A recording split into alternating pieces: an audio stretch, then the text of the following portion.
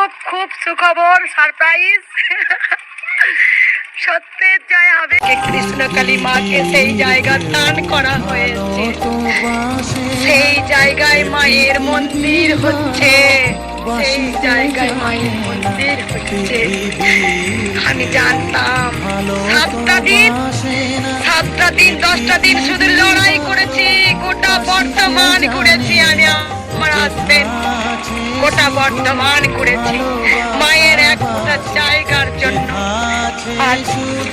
আজ পেয়েছি।